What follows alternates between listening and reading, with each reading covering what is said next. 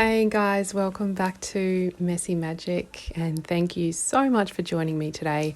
I'm your host, Dee Guy, and I've got a quick episode for you today. I just made my lunch and I'm waiting for it to cool down, so I had a couple of minutes to sit down and think about a couple of things that I've been experiencing lately that I thought would be useful maybe to some of my listeners. So I hope this is helpful. Essentially, today I want to talk about how we make things difficult for ourselves, and how we can basically make life a little bit easier. Don't you reckon that sounds pretty good? I think having an easier time always sounds good. Like, ease is one of the values that I hold, and it's a constant challenge because honestly, I think I do tend to take the hard road a lot of the times. But anyway, I've got a couple of specific things to share with you today. And for me, this is particularly relevant at the moment because I've been planning my 4-year-old's birthday party, which is actually happening tomorrow. And, you know, typical kind of mum style, I have these grand visions weeks out, and as it gets closer and closer, I kind of realise that it's not going to happen the way that I thought. And so my personal challenge is really figuring out, like, what is actually important and what is the ideal outcome, and how can I be less anxious, less stressed about it, because everyone has a better time when everyone is happy and joyful and easygoing, I think. So that's kind of where it's coming from for me today. And so as I go through, I'm going to lay out a few steps for you that hopefully are helpful. And as I go through those, that's what I'm going to be referencing. So as far as your life right now, I encourage you to think about something that you're going through that you're finding challenging or difficult, or, you know, what's something that's going on for you right now that you're finding really hard or you're not enjoying the dynamics of. I think we can probably all find something that is not ideal. And if you can't, then amazing. I hope this episode holds some other value for you. But just bring to mind something that you're going through at the moment that you're finding difficult or challenging, or that you wish was a different way. And then step 2 is to think about what role you are playing in making it hard. And this obviously can vary wildly depending on what it is that's going on. For me, it's a simple example of planning my son's birthday party, and, you know, I allow things to become more complicated than they really need to be, and then I stress myself out, which is entirely unnecessary, because at the end of the day, for me, I just want my son to have a great time, and I want all of his friends to have fun, and I want the other parents that come along to feel relaxed and easy, and yeah, I just want it to be a fun time. So the stress and the planning of it doesn't need to be so hard. I don't need to stress about it.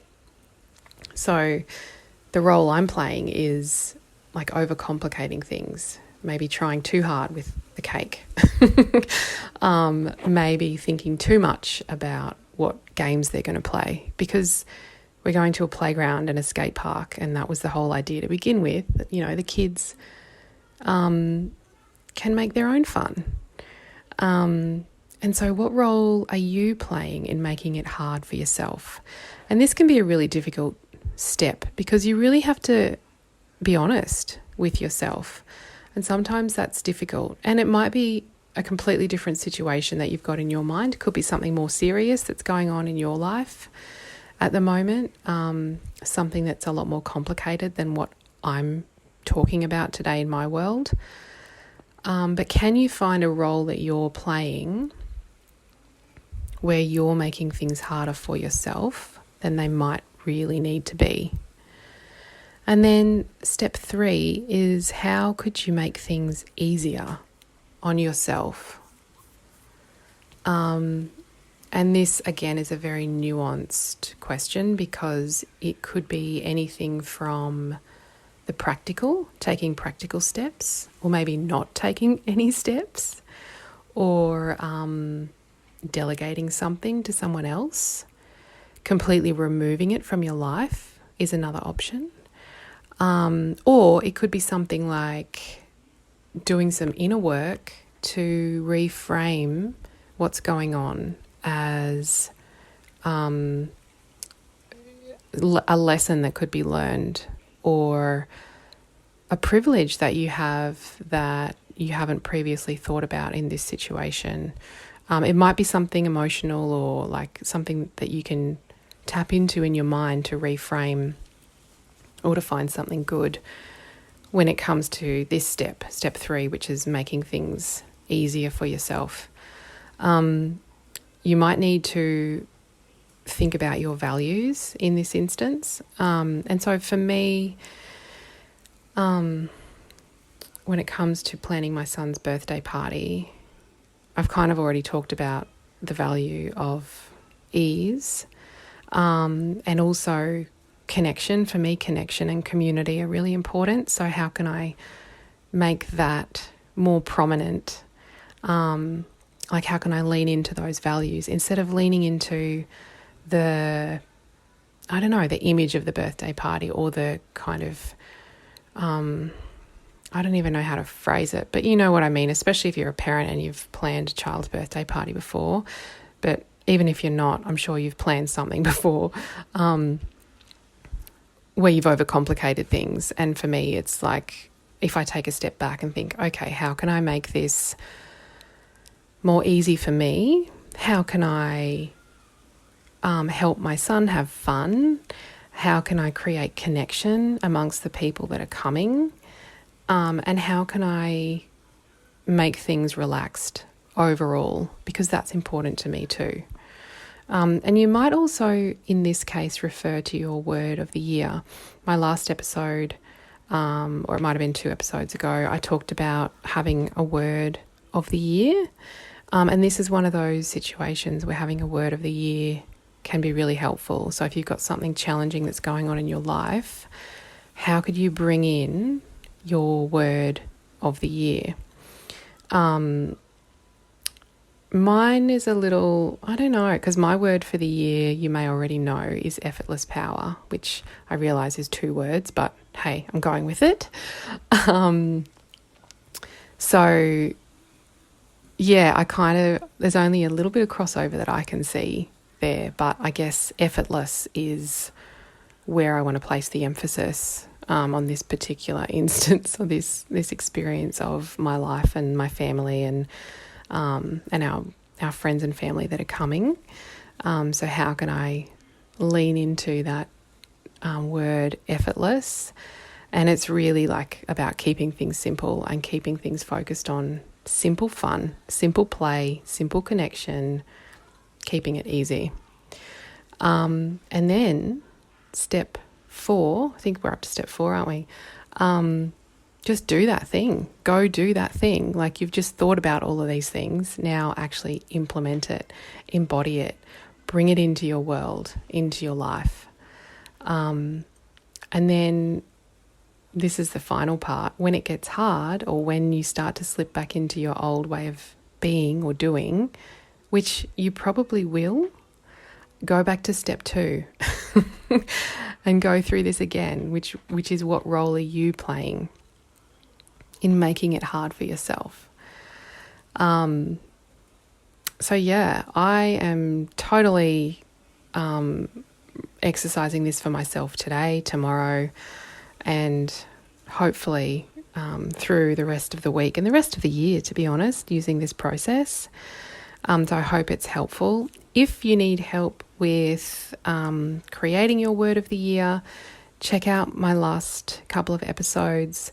If you are looking for some support in creating your goals or your vision for this year, or you feel like you already need to revisit the ones that you've put in place, I'd really love to support you. I recently announced just here on this podcast that I am a feminine embodiment coach in training. And to celebrate that, at the moment, I'm offering free discovery calls and completely no obligation. And also 2 people will get 2 free 90-minute sessions with me. And they can be used for anything, like any particular challenge that you're going through or any particular desire that you really want to call into your life this year or at any time. But the focus for me is supporting you to create a vision and a goal for this year. But you can use the sessions for something else if there's something else that's more prominent in your life right now. And so if you'd like to register for a call with me just to chat about what it involves and how it all works, you can go to messymagic.co/coaching, and that'll take you through to my calendar where you can book in a call. If you can't find a time that works and you really want to book in, just email me, hello@messymagic.co, and I'm sure we can work out a time. So I hope this was helpful. I hope that you found something in here that is valuable and useful for you today in your life at the moment. I'm going to go eat my lunch. Hopefully it's cooled down enough by now for me to eat. And I'll be back with you again soon. Oh, before I go, actually, make sure you book your discovery call by the 31st of January. I'm recording this on the 28th, 2023. So you've only got a couple of days. So just a little time limit on it there. Anyway, go book that if you want to. Completely no obligation. But I'm calling in clients at the moment who are really excited to do this process with me, and I'm really excited to support you. I will let you go listen to the next episode that's in your queue, and I'll be with you again soon. And in the meantime, have a magical day.